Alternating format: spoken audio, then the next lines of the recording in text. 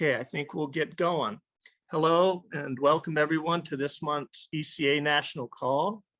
My name is Mark Cook and I am one of 3 co-chairs on ECA's Education Committee. We felt it was important to devote an event, specifically this event, to COP26, which was the most recent 2021 Conference of Parties held late last year from October 31st to November 12th in Glasgow, Scotland, after a 1-year delay due to the COVID-19 pandemic.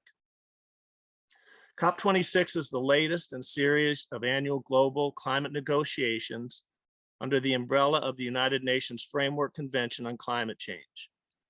It's a bit unfortunate to say that the most recent notable step from the COP process was the 2015 Paris Climate Agreement, a legally binding international treaty among 196 countries on climate change with a goal of limiting global warming to 1.5 degrees Celsius compared to pre-industrial levels. The US was initially a signatory, after which a former president withdrew the US in November 2020, and which our current president recommitted the US to in January 2021. We are pleased to have 3 panelists today who participated in COP26. They are Allison Chatrchyan from Cornell University, Betsy Wilkening from Polar Educators International, and interestingly, also from our desert hometown of Tucson, Arizona, and Joseph Robertson of Citizens Climate Lobby. To begin, they will each have an opportunity to introduce themselves, after which we can all engage in further conversation about COP26 and the personal concerns and questions you have from their own intros or anything else on your minds regarding COP26. Please use the Q&A to post your questions or comments for discussion, but we'll try to monitor the chat thread for that too. So without further delay, I'd like to first introduce Allison. Take it away, Allison. Thank you. Okay, thank you so much. It's nice to be here. Because I get to go first, I'll just give you a little intro to what I think is really important about the Paris Agreement and the COP process. I'm a senior research associate at Cornell University. I hold a PhD in international environmental politics, and I've taken a delegation of Cornell faculty and students to every COP since COP21 in Paris.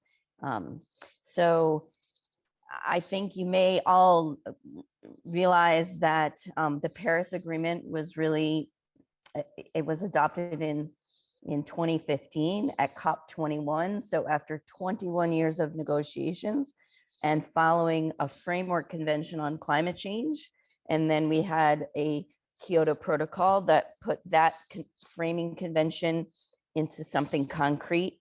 We've been negotiating ever since, and countries realized that process was really not working to address climate change because it is such a challenging issue to get every single country in the world to agree, and trying to get those countries to all of them agree to take cuts in emissions was really not working. So I and others believe that the Paris Agreement really was an incredible breakthrough. Instead of a top-down approach, it's really a bottom-up approach. Instead of just developed countries being required to take action, it really requires every country that is signed on to the Paris Agreement to take any action that they can. And so every country has to submit a nationally determined contribution to lay out what their greenhouse gas emissions are, to lay out what their goals are for reducing emissions, and to address adaptation if they would like to. So the challenge in what you would hear happening coming out of COP21, I think our other speakers will talk about this, is it's the biggest United Nations negotiating event annually ever that occurs. There is no other bigger event. There's usually 30,000 people that go to this event. So one thing we can think about is that the best use of carbon emissions to have 30,000 people going to this event and using all that air travel and emissions to get there? On the other hand, is a very It's trying to be a very inclusive process. So if you are an organization that has status as an observer, you can go and apply to get badges and take people. So I think you would hear the news reports, a big focus every year on this big event because there's so much need to address climate change. And then the news coming out of the COP is quite always disappointing from what we know, the science and the reality of what has to happen. So maybe I'll leave it at that, and I will maybe come back around and say, I think of this as I try to teach my students, this is a very democratic process. You have 191 countries that have to come up and agree to address this issue. And it's not easy, and it's challenging, and it's slow and incremental.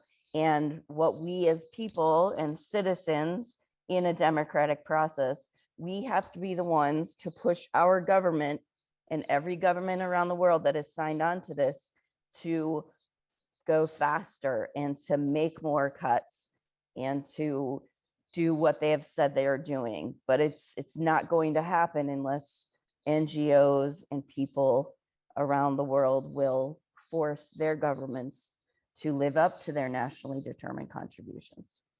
So I will leave it there. Thank you. Sorry, yeah, do you want to go ahead, Betsy? It doesn't matter whether you or Joe go next. Sorry, I was having trouble unmuting.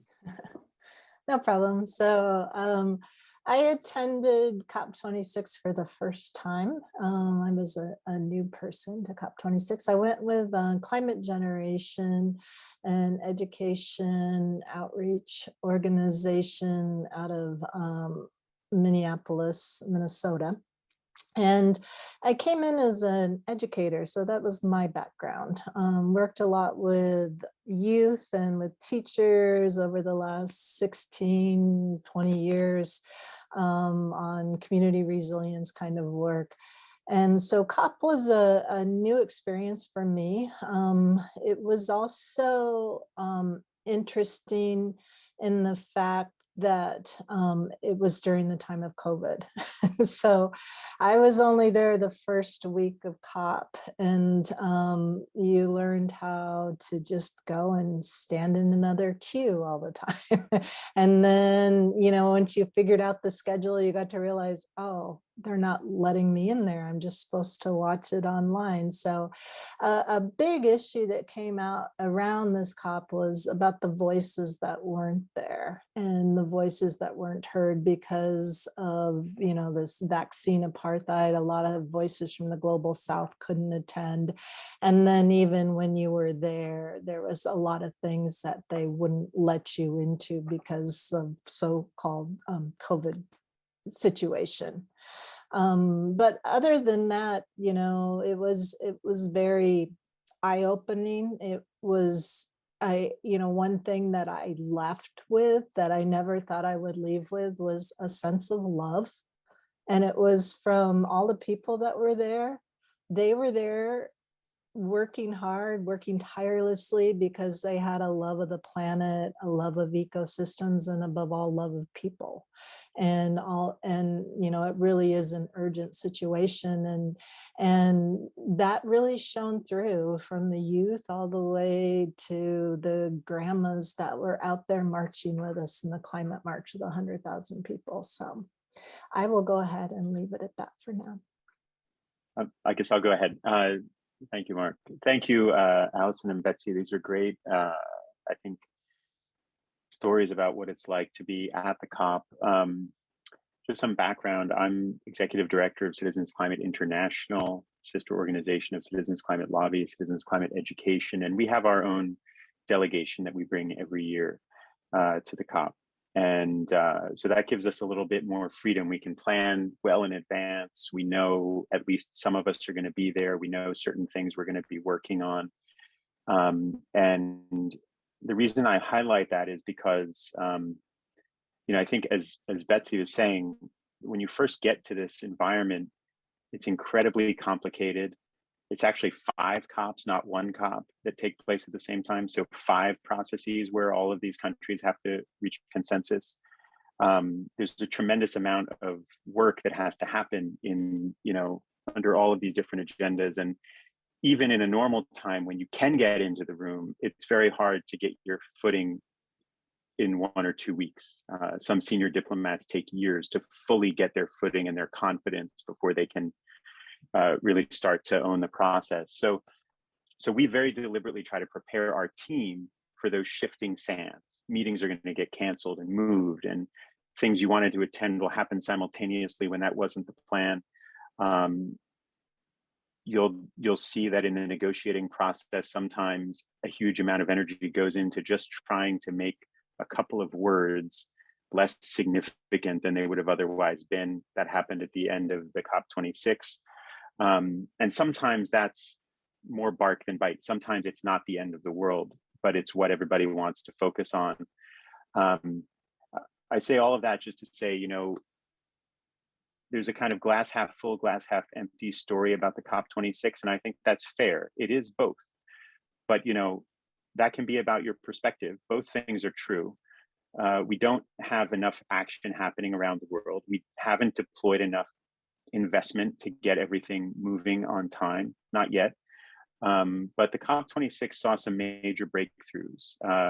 We used to talk about shifting the trillions like it was some kind of otherworldly dream. And now we have the financial sector talking about shifting 1/3 of all financial wealth on Earth to science-based net zero targets, which means eliminating half of all global carbon emissions by 2030. If the other 2/3 aren't going to help, that 1/3 has to do all of that heavy lifting. So even though that's not yet happening, the fact that the commitment itself is there means those 30,000 people are all going to be working hard to hold those financial institutions accountable and demand that governments put that idea into practice. I'd also say, just to talk about the role that observers play, we have a very kind of deep understanding of what we think an observer is. This isn't really a process where you can go and kind of lobby. It's not really a process where you can protest inside the venue and have an effect. You have to find a way to be useful to the people in the process. So we treat observer status as an opportunity to learn as much as we can, learn from our network, work as a team, work with alliances, listen to what's happening in the negotiating process, and try to read between the lines where possible. Sometimes what's actually happening isn't what's being said. And we try to use that observing process to give negotiators a little bit of a boost here and there so that their job can get easier, so that they can get to a good outcome. And then on the outside, we're blessed to have a network of citizen volunteers all around the world in 76 countries now. And so we also run messages back and forth. We try to make sure that they have a way of talking to policymakers back home and that their insights as stakeholders can get into the process. I'll just close by saying this year, we did observe how closed the process was. It was very frustrating to not be able to get into negotiating rooms, to not be able to have the deep conversations we want to have. But at the same time, we had more bilateral meetings than we've ever had before as a delegation. And I think part of the reason for that was that we were very careful about COVID safety. We were very careful about planning in advance. We worked as a team. That was helpful. But the degree to which the process is available for stakeholders to come in, not only have a voice, but to be able to actually steer the discussions towards better ideas. That's something that's central for us, and we want to see more of that happening in the COP process going forward. We heard about Action for Climate Empowerment earlier. This is the idea that ordinary people in their everyday lives, in the towns and cities where they live, in the schools where people teach or learn, can actually make the world smarter in terms of how decisions are made that affect the climate. And that's maybe the piece that I think is most important to take away from this whole process. is that was written into the Climate Convention in 1992, that we all have a role to play in the design and deployment of climate solutions. And I think most people have no idea that that's there. Most countries haven't even really fully explored the power of that idea. But it is something that's going to allow us to make these big pledges much more real as we go forward. Okay, thank you. Before we jump to Q&A, Betsy, I don't want to put you on the spot. Since Joe brought up the ACE framework, do you care to share your slides a little bit and go through them at all to acquaint our audience? Sure. I don't know if they're readily available. Yeah, I can do that. So as Joe mentioned, the ACE framework, I actually have on the previous slide. Oops, I went the wrong way. Let's go back this way. Yeah, so it was in Article 6 and then Article 12 of the Paris Agreement. And it is about empowering all members of society to engage in action. And I can include these links in the chat in a little bit to learn more about ACE off of the UN site. My delegation was also part of the US ACE coalition, and we had a booth in the pavilion where all the countries can have different pavilions, and there's it's kind of like a trade show. We can think about it in a normal convention where there's sessions going on all the time. And the nice things that came out about ACE in the Glasgow Compact, it's included in Articles 91, 92, and 93 of that pact.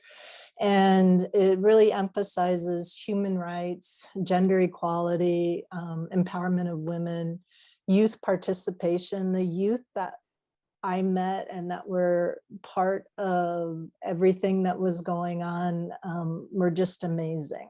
And they're angry.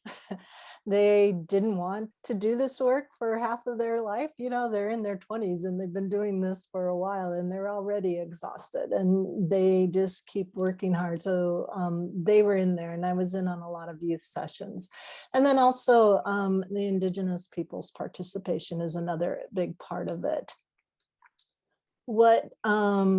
I was in a meeting recently about ACE, and they're moving forward with what is in the Glasgow Pact, and they're getting ready for some of the subsidiary bodies meetings. They're putting in for the meeting in June in Bonn. And some of the recommendations that they're moving forward with is these things that talk about a rights-based participatory approach, global stocktake, so ways of holding countries and people accountable. Allison talked about the nationally determined contributions, and we really need to have a uniform way of keeping people accountable and see where we are, and then move forward with an action plan and different ACE national strategies, and then financial mechanisms for funding a lot of the ACE work is some of the things they wanted to work on. And then just Friday, there was a group of some of the people from the US ACE Coalition that are trying to create this observatory, basically, to start keeping track of a lot of this work. So as you mentioned, it's grassroots work, it's work that everyone can get involved with, not just the governments. And so they're looking at starting this tool to be able to do that. And they have a GoFundMe right now if anybody's interested in that. So I will stop sharing there. And that was kind of my update on what I know about ACE to date. Okay, thanks everybody. Jen, before we get to the Q&A, the survey that we're going to do, is that still occurring? Will that be at the end? Yes, that will be at the very end as people are leaving the session. Okay, so yeah, for those of you who are on, we hope you'll take advantage of completing that quick survey. It just helps us in terms of our programming and the feedback we'd like to get from you. So with that, I think I'm going to go ahead and start jumping into the questions we have. Again, if you have some, please go ahead and enter them, but I'll just kind of go in the order I see them. Well, it looked like the order might have changed a little bit. So let's see, the first one is this. For those of you who have been to multiple COPs, do you think the event has simply become too big and too complicated to achieve any significant progress? And what might be better ways to proceed? So I think that Betsy indicated that she'd only been to one. So it sounds like maybe this is for Allison or Joe. Joe, do you want me to go first and you can add? Sounds good. So the question is whether this has really become too big or too insane to make progress. It's a difficult question because honestly, I do feel like a COP is needed, and the United Nations probably does the best that they can. The fact that they got that conference running and didn't have a major COVID outbreak and it worked smoothly, there was not a terrorist attack, is a miracle that can happen every year. And the process of allowing observers to apply for badges does mean that people can go and observe the process. And is it too big to make a difference? No, I don't think so. I think you still have countries doing the negotiations, and what you saw in the year that we didn't have a COP is that it's very difficult to make the incremental progress and actually do the deep, hard negotiations if you can't get together with people. If the United States negotiators can't be in the same room as all the other countries, or so I think we do need an in-person COP. Would it be better to limit the number of observers that can go? Would that be fair? I don't know. I'd like to hear what Joe would say. It definitely was challenging to go to these. I feel bad, Betsy, that this was your first COP because it did feel very different to me. It was a COVID COP, and it was a little frustrating that there's so much vibrancy and work that happens at these COPs. There's hundreds of side events that take place normally and exhibits. And this year, I mean, half of the COP for me is just being able to meet someone like Joe and work on things and talk about solutions. And that's quite outside the negotiations process. So I guess I would hope that in the coming COP, it would be a little bit more normal and we would actually have these side events that were happening in person, and the room is open. You can get 200 people in a room who traveled there to be able to participate. So I hope that answered a little bit, and maybe Joe, you can add to that. I would just add that the negotiation sessions have never really been open, and some of them are open, but I actually was on a country badge for several years now. I helped the delegation of Armenia, which is a very small country, and it's one of 10 maybe negotiators on their team, whereas a country like the United States may have 200 plus negotiators that can cover all these issues and have 2 or 3 experts that are tracking just one session. And so I tracked the Cornell joint work on agriculture for Armenia. I think it's a little bit disingenuous to say the negotiations were closed because they are often closed. The sessions, you have to be able to have real discussions among the countries that often don't agree. And you will always have some sessions open to the observers. So each observer block, like the RINGO, which is the Research in Independent NGO group, or the YOUNGO group, will often always have an observer in the room. And so that's, if you want to be really part of the process, if you can't actually physically get in the room, it's good to align with one of those organizations and try to influence them. Yeah, that's a good point to hand off on, I think, because there are alliances inside of the negotiations. For instance, not only are there civil society observers, but there's the entire environmental NGO network, most of which seem to be part of the Climate Action Network. So there's a lot of coordination, and you can get information about what's happening, especially if you know who's giving it to you and how to parse the information. The question about, is it too big? I mean, no, I think it's a simple answer. No, it's not too big. In fact, it's possible that it's not big enough.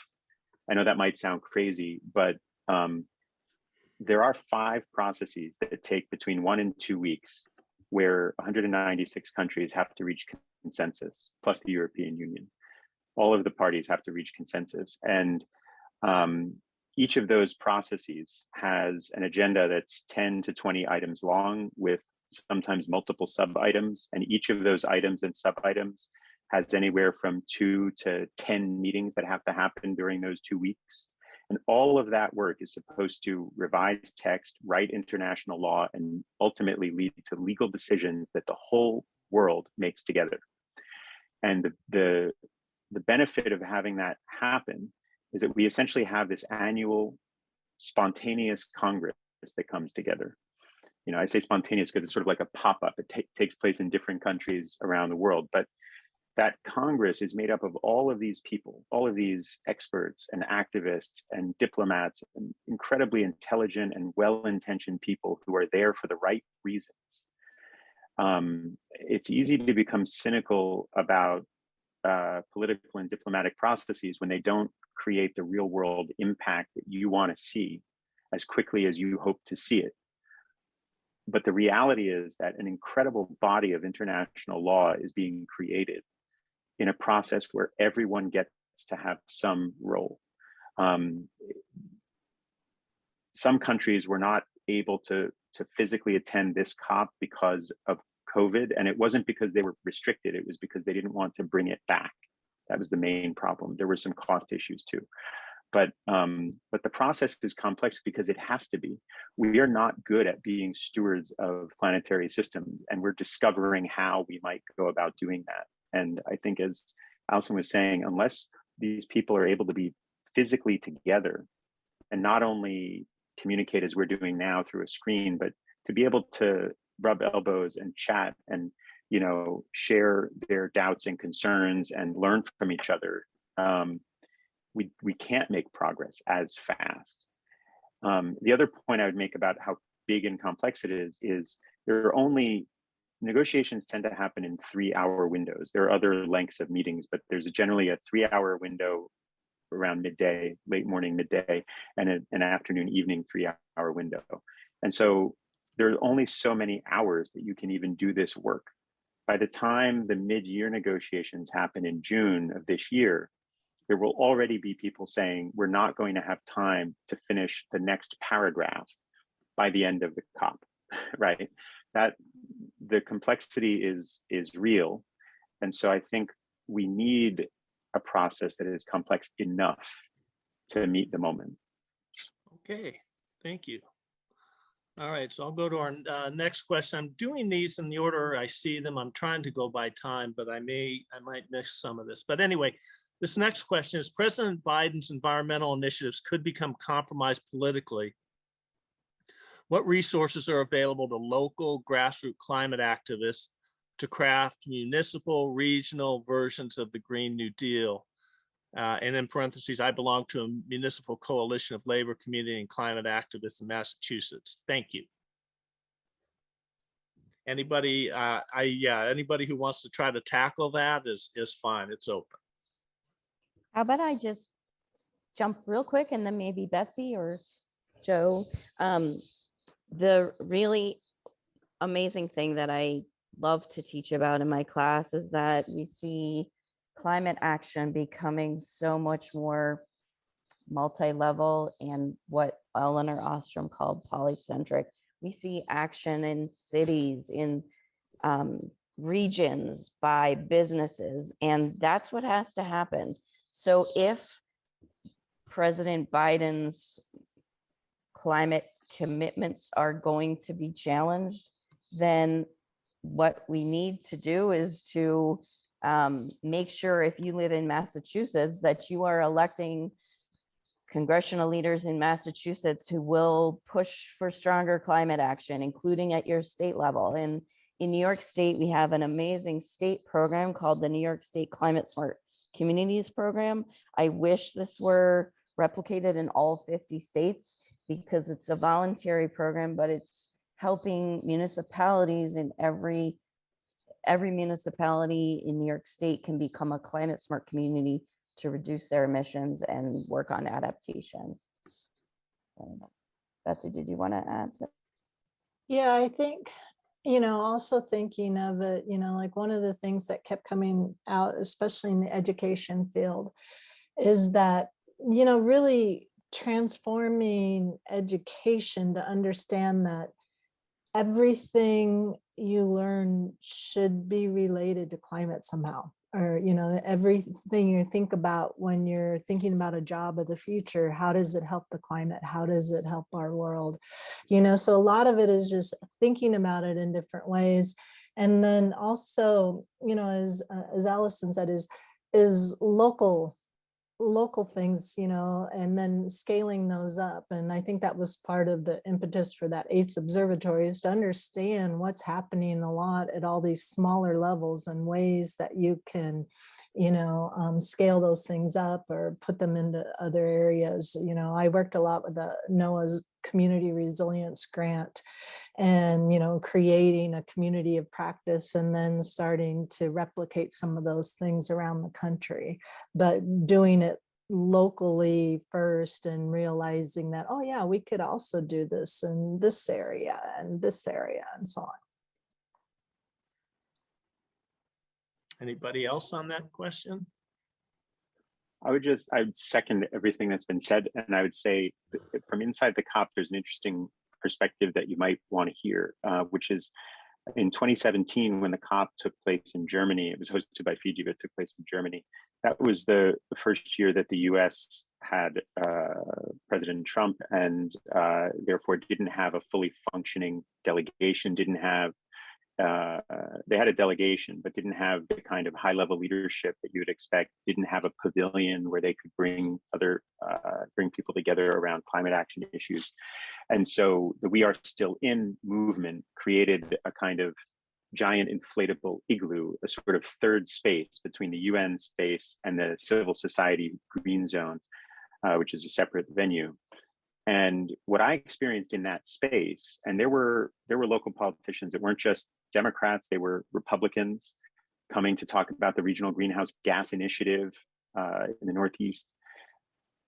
The effect of that pavilion, that big convening space led by subnational governments and actors and civil society leaders and philanthropy and businesses, was that negotiators from around the world were saying, imagine if my country did that, how much easier it would be for us to solve this.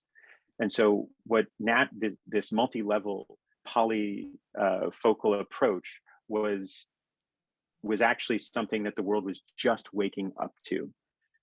Even though if you go back and carefully read the convention, it was understood at that time in 1992 that this would be necessary. So we kind of can be led astray if we think that only top-down policies are going to get it done. Yeah, just as an FYI, I don't know how many of you know this, but last month in Minnesota, about 15 cities or municipalities collectively declared climate emergencies or something along those lines, a climate emergency plan type of thing. So yeah, it is. There's a lot of bottom up. If the federal and state levels aren't getting it done, municipalities can. Okay, I'm going to move on to the next question. This is great. I love the discussion, and I love that we're getting questions. So this next one, wondering if you could comment on the Earth scientists who have said that the social contract between scientists and policymakers is broken, i.e. not enough enacted to derail the climate crisis emergency. So is broken, suggesting scientists go on strike as a way of sending a shock to the system. And in there, it says their paper, The Tragedy of Climate Change Science. So anybody who cares to take that on, and if I need to repeat any of it, I'm happy to.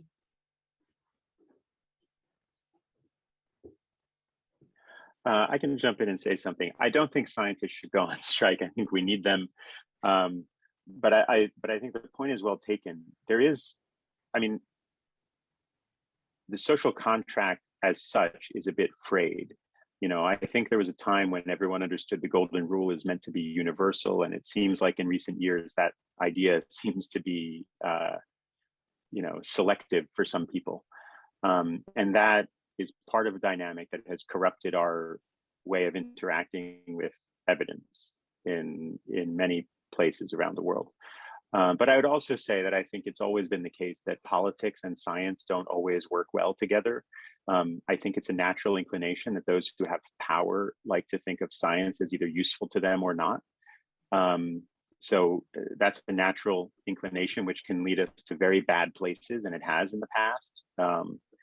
Now it's affecting how we deal with the climate issue. And I would say the most important thing for, you know, working to resolve that is to have ordinary people talking to their representatives in government at all levels about why the science matters. It's not always the case that your local government understands what saltwater intrusion means or what it's going to do to infrastructure or agriculture. When they understand it, they think very differently about science. That's just something that I think we have more ability to change that, each one of us, than we realize we do. If we just keep getting in the mix. And one thing I wanted to share on this subject was I spoke to a scientist who had a pretty prominent position back in 2017 when science was coming under attack. And he said something surprising to me, which was, it's actually kind of exciting that we get to defend science, because that's something scientists try to avoid doing. It's not about preaching that science is a good thing, it's about just doing the science. And so there was some energy going into things. And as citizens, we can harness that and try to make our communities celebrate that work. Okay, thank you. Do either of our other panelists have anything to say about that particular question? If not, okay, I'll just proceed then. Okay, another question. Can you address the implications of the methane pledge and talk about what happened the last couple of days of the meeting with the proposal regarding mitigation? I'm not familiar with this myself, but the last part is there a way forward for a new mechanism for loss and damage? Seems they only agree to discuss, and I guess for the benefit of everybody, methane, I think, is even far worse than CO2 for the atmosphere and warming. So that this issue is a big issue. Any of the three of you? Can I could just start with the methane pledge is really important.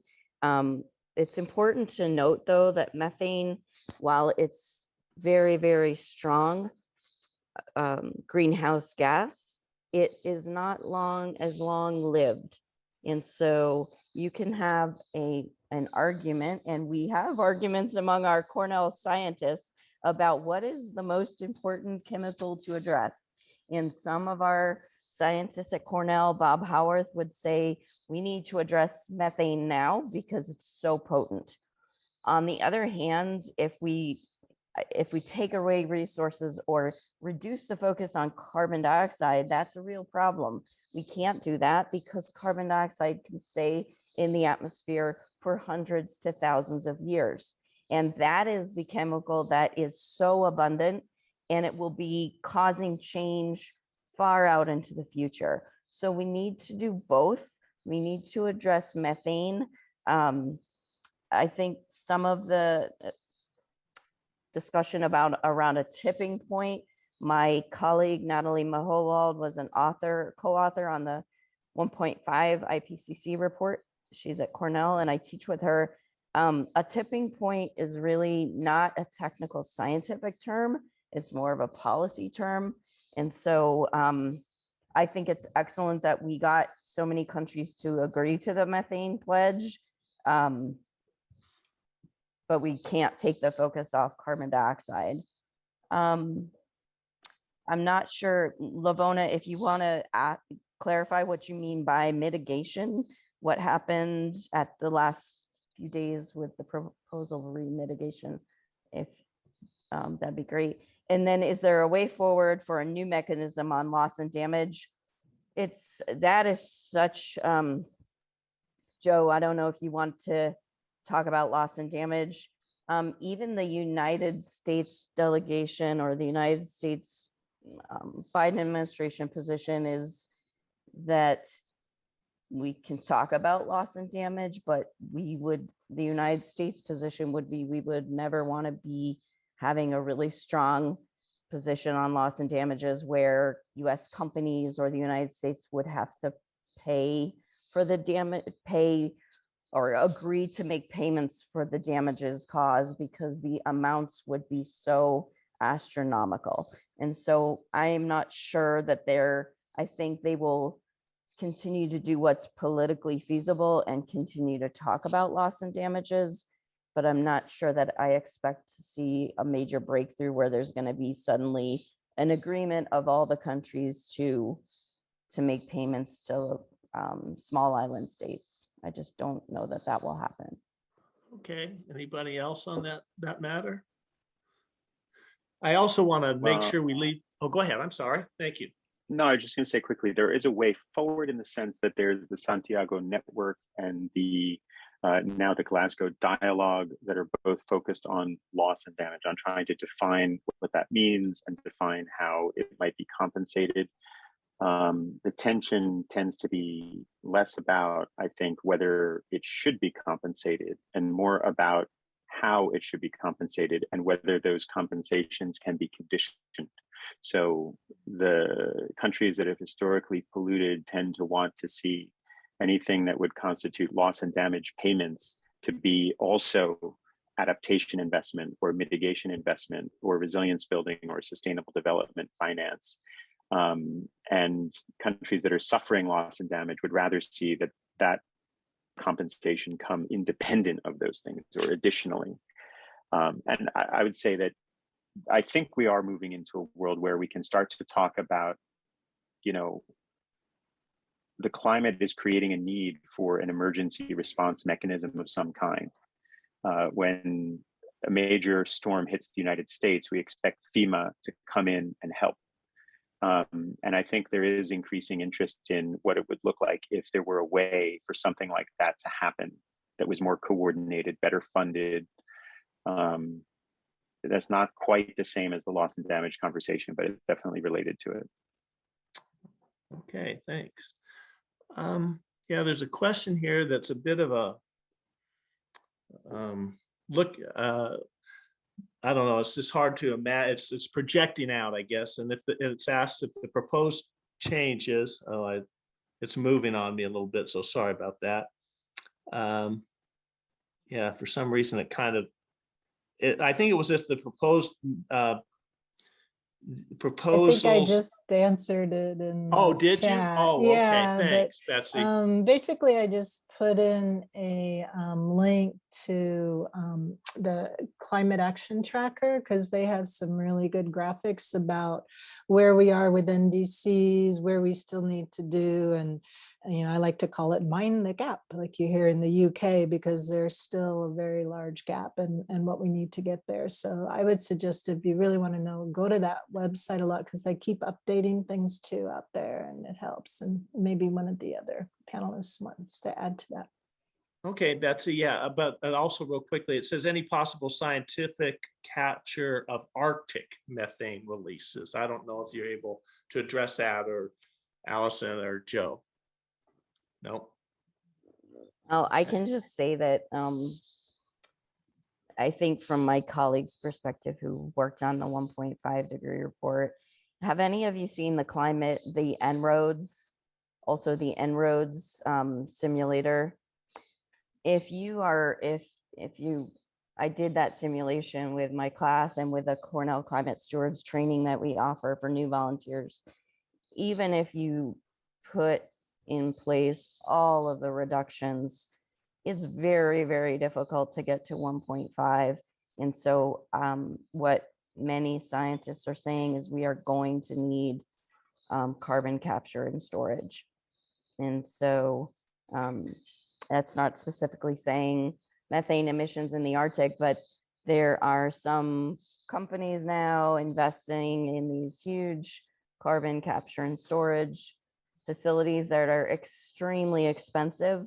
But we're going to need different technologies to figure out how to pull carbon out of the atmosphere, because mitigating and preventing deforestation or working on carbon sequestration in soils, all of that is not going to be enough, because we've put so much greenhouse gases into the atmosphere. And there's a lot of different side sessions at COP about geoengineering, different kinds of things. I sat in on a press conference that was talking about, you can use this device and, and freeze basically this water vapor over the Arctic to help create these clouds that would keep the ice from melting, so there's lots of different ideas that are going out there.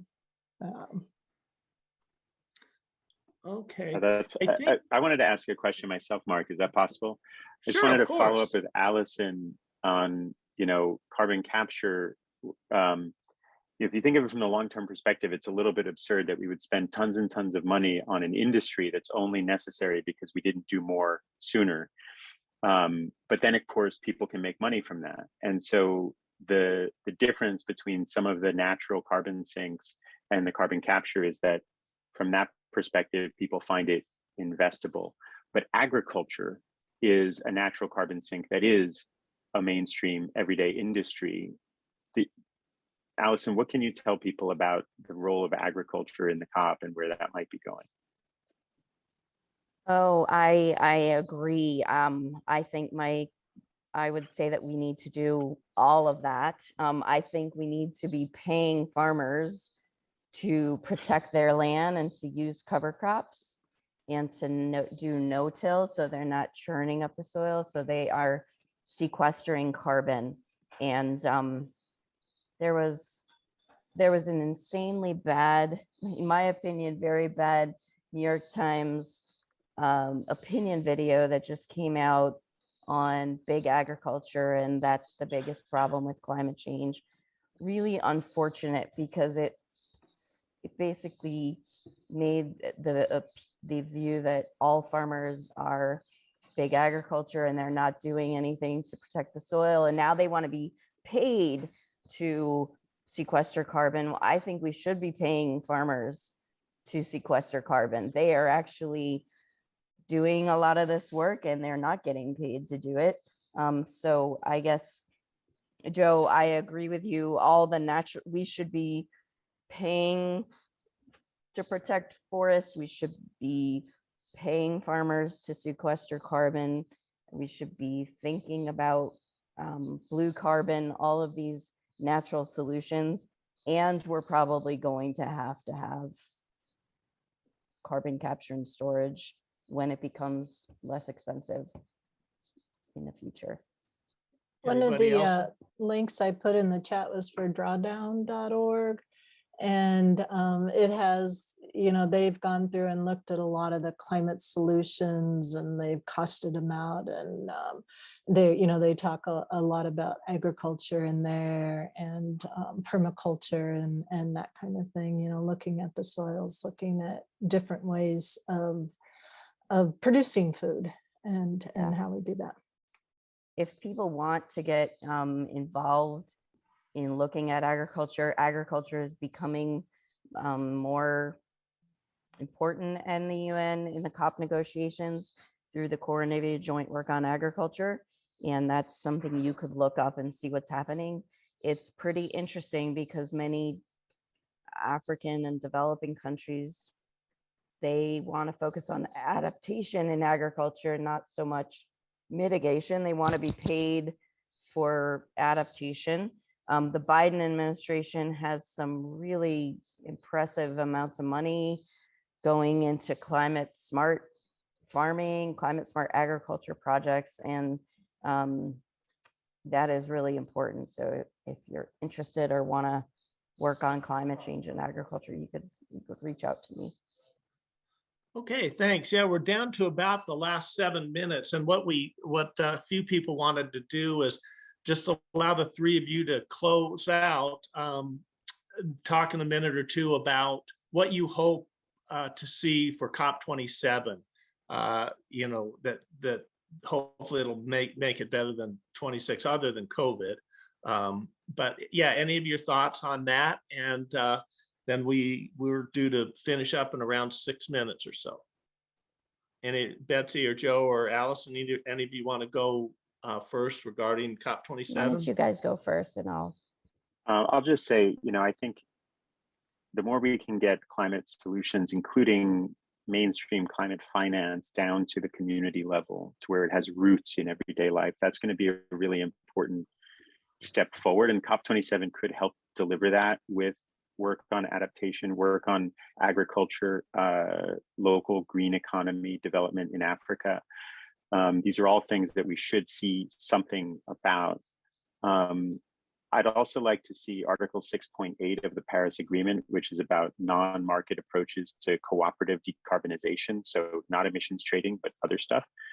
I'd like to see a lot of really creative, real world interventions that can accelerate decarbonization through that type of international cooperation. And then we're starting to look at the possibility that the global goal on adaptation, which is defined under Article 7 of the Paris Agreement, could be defined not in monetary terms, but in a simple universal standard that we aim for zero preventable harm, and start looking at what that turns into when you make it into policy, trade, finance, etc. But I'll just stop there. Thank you, everybody. Thanks, Joe.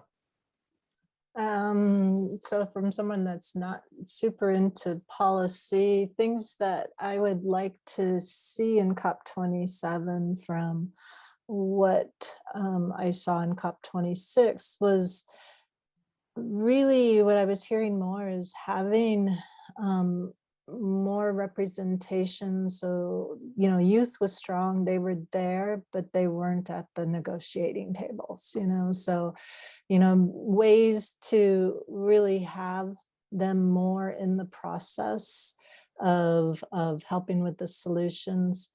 And then also, you know, more financing, because, you know, the things were laid out, but they're, you know, I listened to different countries saying, you know, we need help with this, you know, especially the third world countries with moving forward and how we can activate and empower some of that financing for them. great, Betsy, thank you. Since Betsy worked on the ACE project and pointed out that it's been in the UNFCCC since the beginning.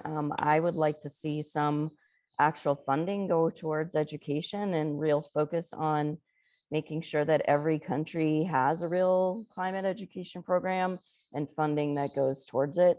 The Cornell work, I think, is making slow and steady progress, but I would like to see really agriculture turned into a real mechanism for really supporting countries with reducing mitigation in agriculture through the Paris Agreement, through the NDCs, to support farmers in mitigation and adaptation. And then I would like to make sure that all the countries that are supposed to submit stronger NDCs, that there's a global push to make sure that they do that and that they have the support and the capacity building to do the work to actually implement the NDCs. Okay, Yeah, we're about at the end of our time. I do want to remind everyone that there is or will be a survey, and it really would help us a lot if you could complete that. So I do want to just say a very special thanks to Allison, Betsy, and Joseph for their participation in our panel discussion today and your work in general. We also appreciate today's participating members and visitors. You should receive a recording of tonight's event via email as soon as tomorrow. Our next event is Tuesday, March 22nd, and will feature Bill McKibben from 350.org and his newest venture, Third Act, which is another vital group of elders who instead call themselves Experienced Americans.